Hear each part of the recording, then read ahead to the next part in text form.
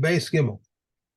These are tahor among the earthenware utensils: a tray that has no rim, an open-sided fry pan, a toasted pan, pipes, even though they are bent and even though they are capable of containing a kavkam made for a bread basket, a tefi, which was adapted for covering grapes, a barrel for swimmers, a barrel-shaped handle set into the wall near the bottom of the merkats, a bed, a chair, a bench, a table, a ship, and a candelabra, all made of earthenware or tahor. All this is a general rule. Any of the earthenware utensils which have no interior have no degree of tuma upon their exterior. A lantern which has a receptacle for oil is tame, while if it does not have such a receptacle, it is tahor. A potted form which he begins with his tahor, while the one which he finishes is tame. A funnel of householders is tahor, while that of peddlers is tame, since he is used for measurements. These are the words of Rabbi Yehuda ben Yosara, and Rabbi Akiva says since he tilts it on its side and allows the buyer to smell its contents. The cover of wine jugs and oil jugs and the cover of the iron barrels are tahor, but it was prepared for some use, they are tame. The cover of a stew pot, when it has a hole in it or it has a protrusion, it is tahor. If it does not have a hole or has no protrusion, it is tame, since it strains the vegetables into it. If Eliezer ben Sadik says, since she overturns the mass of cooked vegetables upon it. Okay. A gistra. Okay, now gistra is a fragment of a pot. So we have a situation as we dealt with in some previous Mishnayos, that if you have a kli that's mekabel tuma, and then the kli breaks, but the fragments are still usable. Right? You still got like a curved enough piece that you could pick up, that you could use as a ladle or whatever. That's still mekabel tuma inside that receptacle there. Okay, and that is called a gistra. Okay, so now the situation that we've got over here is you've got the potter's kiln, and some of the Keilim shattered inside the kiln during the firing process. So the question is, are the shards there susceptible to tumah? And we're going to see that is going to hinge on whether they broke after the kli was fired or before. Okay. Well, I want to make sure I have this straight. Between the example you gave before was the earthenware pot; it was already fired, so it broke, and then some of the shards you could use as a receptacle. So those are still tame. Oh, but here you're saying something different. But it was still, if something was still wet clay, right? Well, while it's still wet clay, it's not susceptible to tumah at all. Not finished, so it can't be. So if it broke before the firing process was complete, then the shards are also not tame. The gistra is only tame because it came from a larger kli that was originally susceptible to tumah. And had to be finished in its finished state. In its finished state, correct. Okay, so gistra shenim says bekivshan. You found these shards inside the kiln. Ad shelo nigmara melachta tahora. If it was before the pot was fired, these are not susceptible to tumah. Misha nigmara melachta tameya. However, if the firing process was complete and then it subsequently broke, then the shards can still become tameh. Titrus. Okay, so titrus is a new case. As you see the picture on page 173. This is like a watering can, but it's an interesting case because it's got a hole on the top and it's got a lot of holes in the bottom, so it can't really hold liquid by itself. But the method of use is by filling it and sticking your thumb over the top, so it creates a vacuum. And shaking it. Okay. So you can hold it, and then you can go and then you can go to your garden and take your thumb off and start watering your garden. Okay, so Rabbi Eliezer bar Tzadok Metaher, he says this is he says this is not a it's not a kli because it can't hold water under normal circumstances. Rabbi Yossi Metame Mirepne should come out sikrotos, because he says this is metame.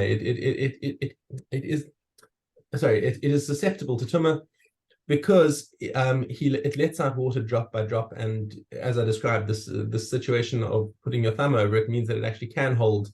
It actually can hold water. It is designed to hold water, and therefore it is susceptible to tumah. I believe the halacha will follow Rabbi Yossi that usually does. Yes. It's designed to hold water as long as it doesn't go above that line where the holes are on the bottom, I guess, because then water will be dripping out. That does not make a difference. No. The holes are all over the bottom. You see, the whole bottom is perforated. The That's the bottom part underneath it. Okay, underneath. I thought maybe there was just a line. everything is perforated all the way. The only thing that stops it from draining out is by putting your thumb on top to create the vacuum. Okay. And now, having brought a whole bunch of examples previously in the chapter about the clay cheres that are tahor, here are the ones that are susceptible to tumah. Right.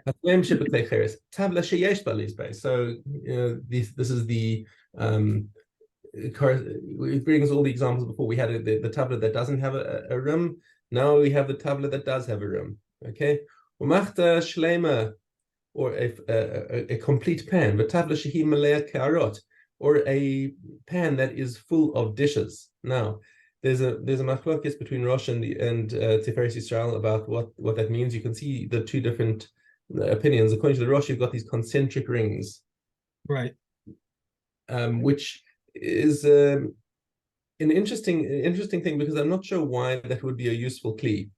The Tiferes Yisrael seems like a more likely case where you have those sort of tapas or whatever, or you bring in those Middle Eastern restaurants where they bring you all these dishes with all different sort of dips and whatever. So that looks like more of a common sort of case where you've got a built-in dish with a dish which has got a rim around it, and it's also got a whole bunch of other dishes baked into it. They're not movable. They're all. It's one kli with 6 receptacles, as in this picture over here. Okay.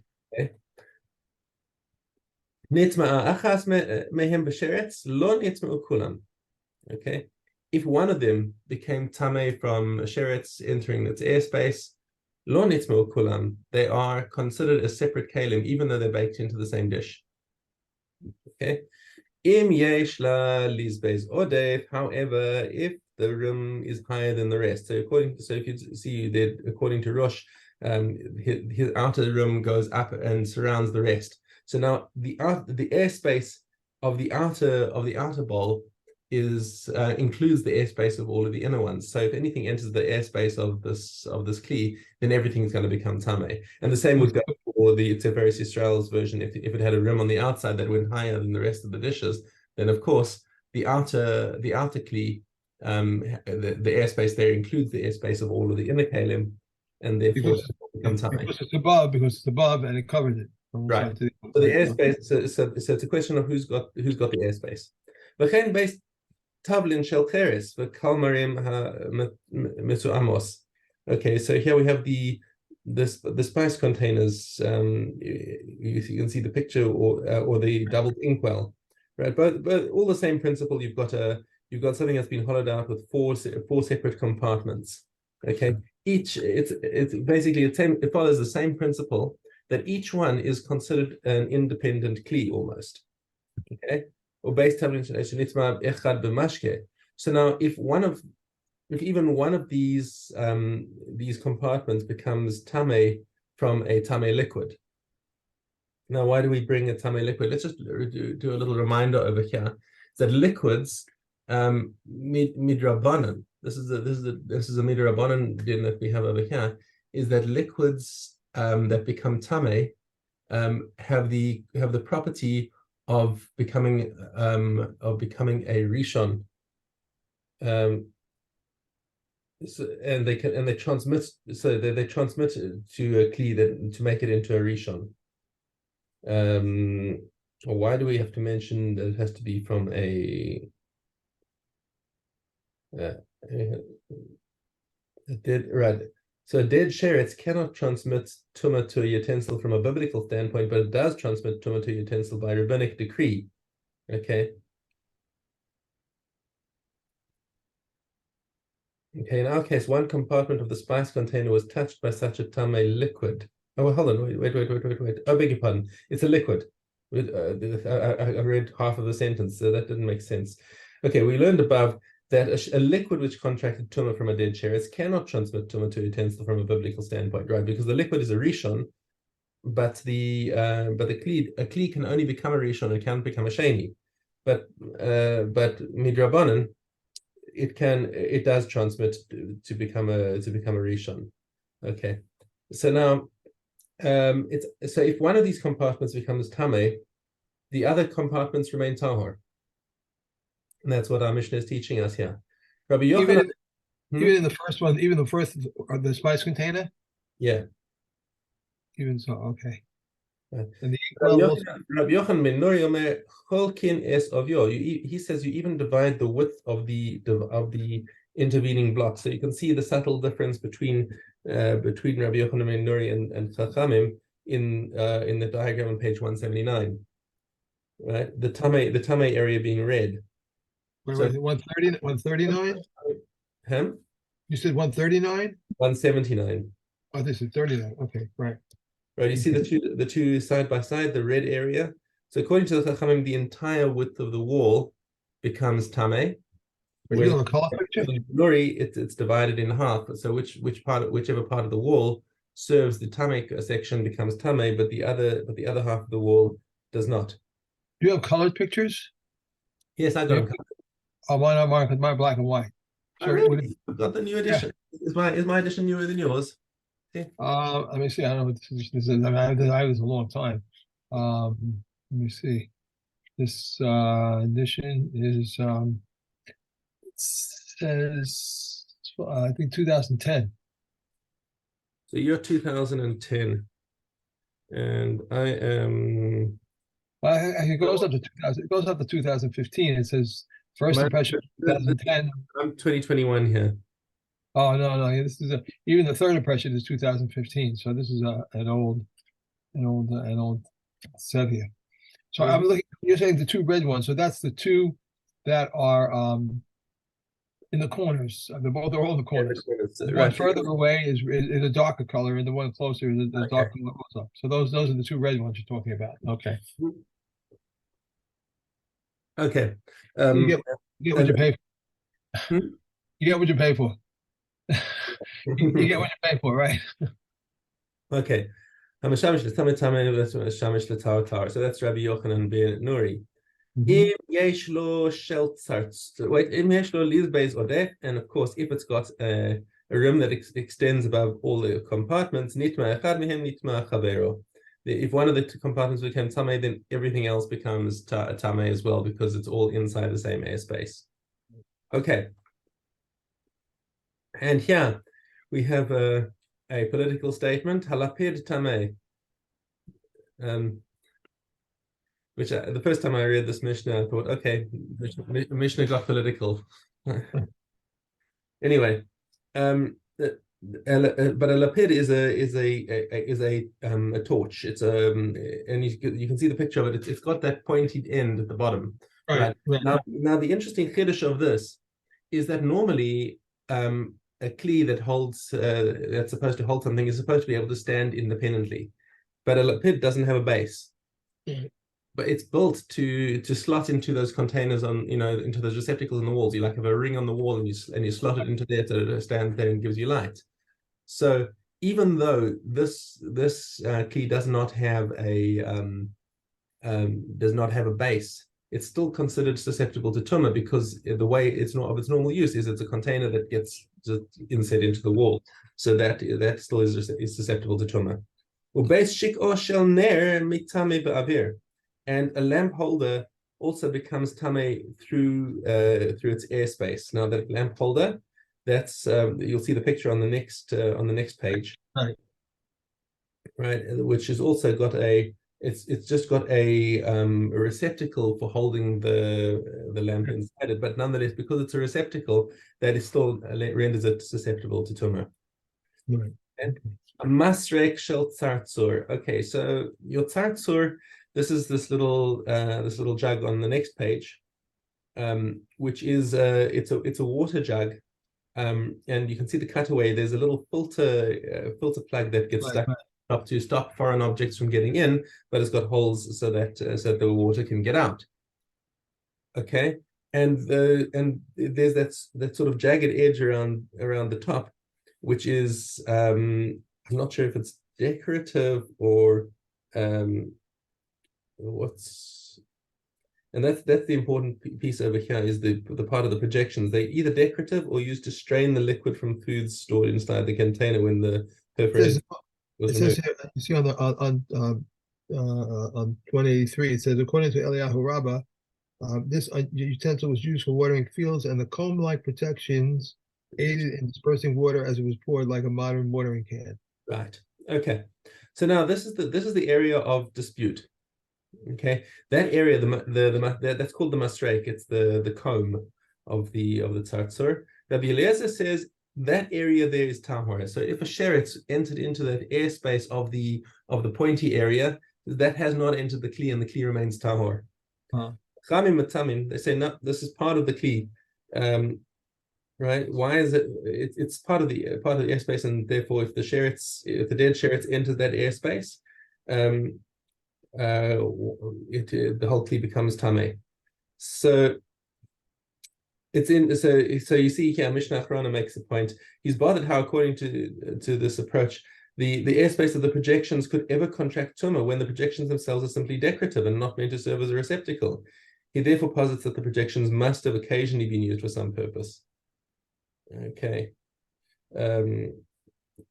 If so, since it's in right, so then the machlokes devolves down into the question of whether it's a frequent use, as and if an infrequent use is enough to make it susceptible to tumah. Okay, yeah. So that covers our 3 mishnayos for the day. Okay, we are on to Keilim.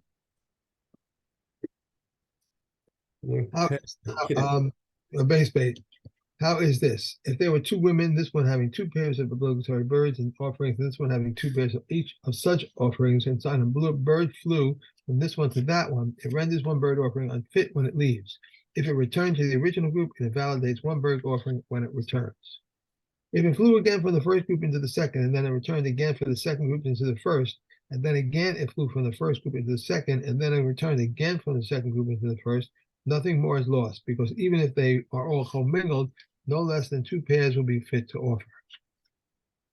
If this woman has 1 pair of bird offerings, and this woman has 2 pairs, this one has 3, and this one has 4 pairs, this one has 5 pairs, and this one has 6 pairs, and this one has 7 pairs, and 1 bird flew from the first group to the second, then 1 flew from the second to the third, then 1 flew from the third to the fourth, and then 1 flew from the fourth to the fifth, then 1 flew from the fifth to the sixth, and then 1 flew from the sixth to the seventh, and then 1 bird returned down the series of groups, and it validates 1 bird in the group. It flies 2, and it validates 1 group, and the group flies to, and 1 of the group it flew from. As it goes up through the series of groups, and 1 as it turns back to the beginning of the series. The first and the second groups do not have any valid bird offerings. The third group has 1 valid pair of bird offerings. The fourth group has 2 valid pairs. The fifth group has 3 valid pairs. The sixth group has 4 valid pairs, and the seventh group has 6 valid pairs of bird offerings. If 1 bird again flew in succession from each group into the next, and then 1 bird again returned in succession from each group into the next, each bird which flies between the groups, it validates 1 bird in the group. It flies 2, and 1 in the group it flew from. As it goes up through the series of groups, as it returns back to the beginning of the series, the third and the fourth groups do not have any valid bird offerings. The fifth group has 1 valid pair. The sixth group has 2 valid pairs. The seventh group has 5 valid pairs of bird offerings. If again 1 bird flew in succession from each group into the next, and then again 1 bird returned in succession from each group into the next, and each bird which flies between the groups validates 1 bird in the group. It flies to, and 1 in the group it flew from, as it goes up through the series of groups, and as it returns back to the beginning of the series.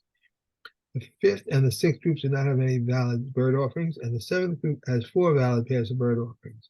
And there are those who say that the seventh group does not lose anything more than a result of these additional flights back and forth. And if a bird flew from those bird offerings which must be left to die into any of these groups, then all of these groups of bird offerings must be left to die. If there was an undesignated pair of obligate birds and a pre-designated pair of such offerings, and a bird flew from the undesignated pair to the designated pair, then he shall take a pair made for the second bird of the undesignated pair. If the bird then returned, or if a bird flew initially from the designated pair to the undesignated pair, then they must all be left to die. Okay. Okay. Boom. Okay. We are on to Me'ila Daldala. Items consecrated for the altar combine with one another from Elah and to make one liable on their account for pickle, nos, or tame.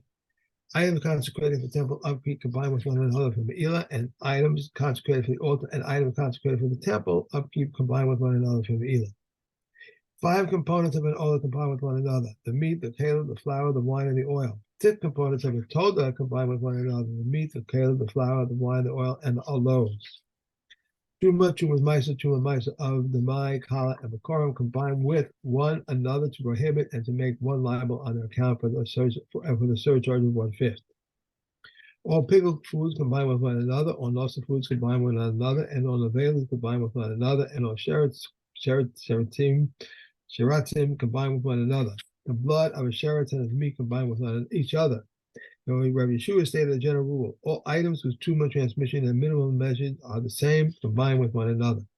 If their tumor transmission is the same, but not their minimum measure, or if their minimum measure is the same, but not the tumor transmission, or if neither their tumor transmission or the minimum measure are the same, they do not combine with one another. Okay. No, that's it. That's it. Yeah. Okay. Put in Dalet Gimel.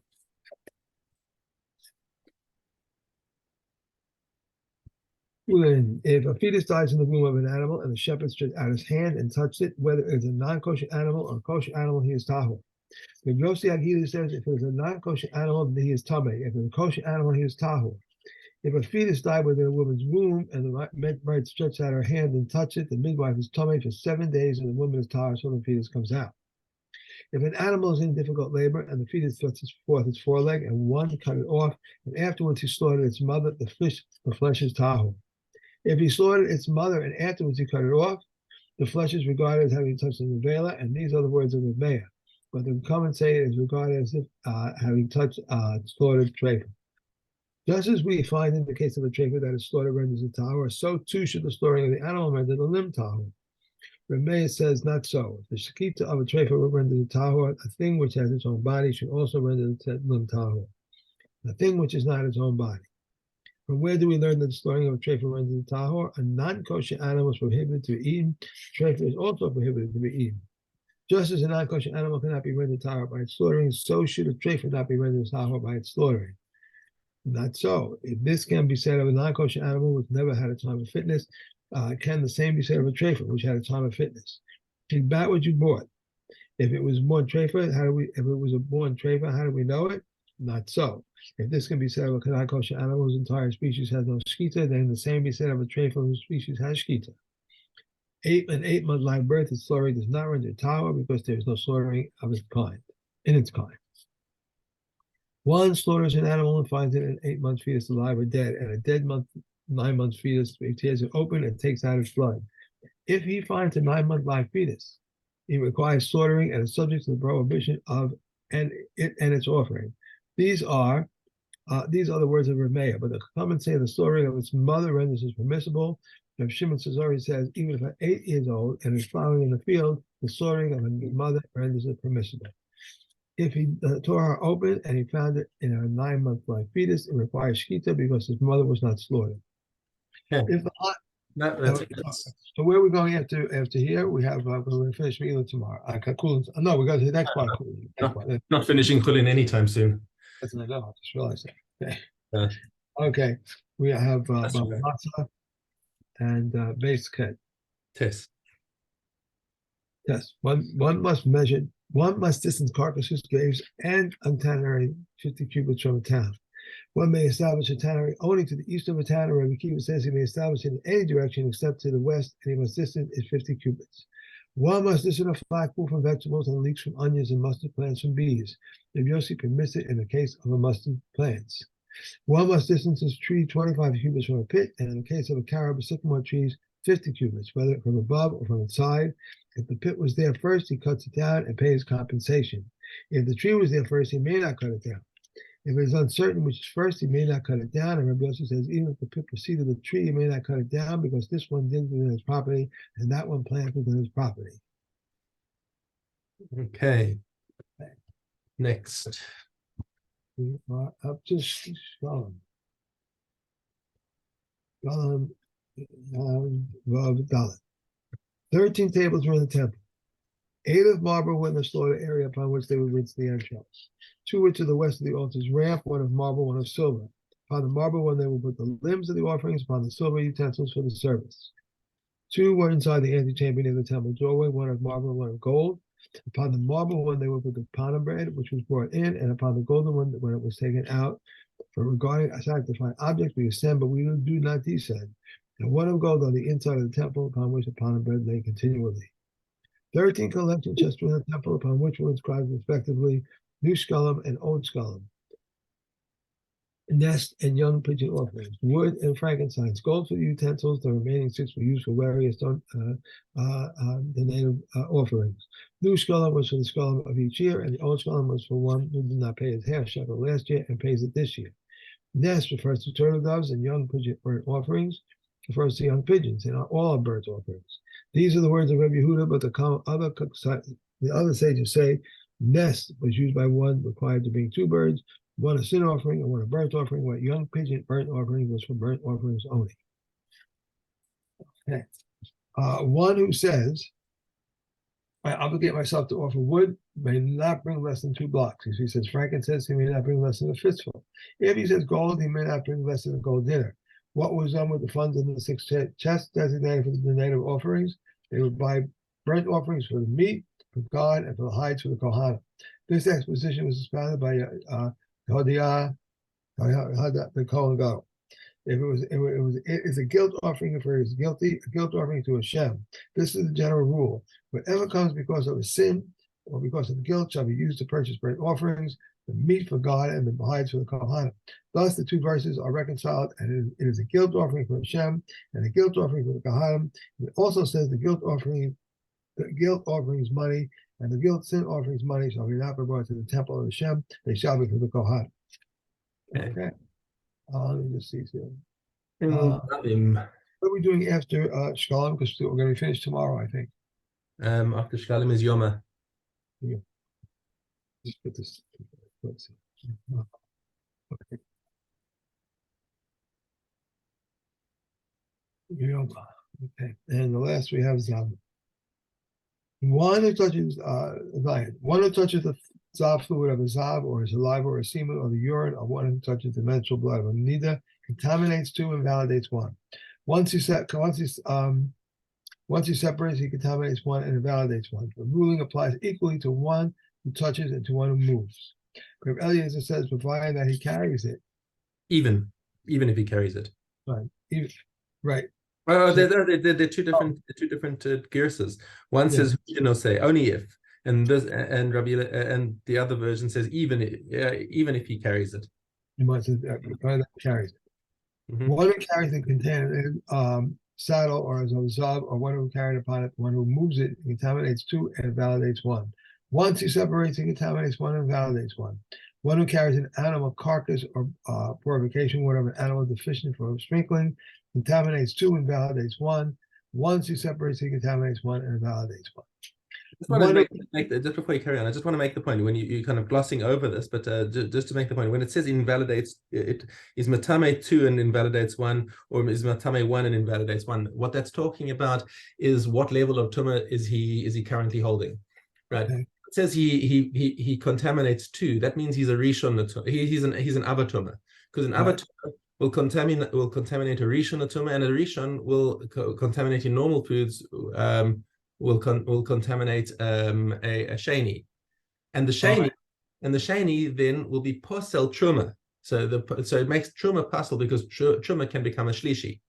So when it says it's matame and it's versus posel, matame is talking about it can make it a rishon, can make it a sheni. When it says matame echad, then he's a rishon, and he's only matame a sheni, and the sheni is posel the shlishi. All right. Okay. That. One who eats of the carcass of a kosher bird and the flesh is in his throat contaminates 2 and invalidates 1. If he inserted his head into the aspects of an oven, this oven is tahor. If he spit it out or swallowed it, it contaminates 1 and invalidates 1. But while it is in his mouth, before he swallows it, he is tahor. Okay. That's it. After, let me see, what we do after. Well, we're almost finished with this. Tomorrow we have one. We have one tomorrow. No, we have 3. We have 4. After Zavim comes Tibul Yom. Tomorrow we have Kulin and we have what did you say? Tuma and Keilim is we're not finishing anytime soon. You said that. I don't know what was his Kulin. You said After Shkalim comes Yoma. When how far up is no, we've got a way to go in Shkalim. We do? Still a few days before we finish Shkalim. All right. Okay, so I just have to take out Kulin. Zavim, how far have we got? Yeah, Zavim we're gonna finish soon. Zavim we've got good. Well, We're gonna finish Zavim tomorrow and go on to Tvul Yom. I just have to take out Kulin for tomorrow. Okay. Thank you very much. Have a great day. I'll see you tomorrow.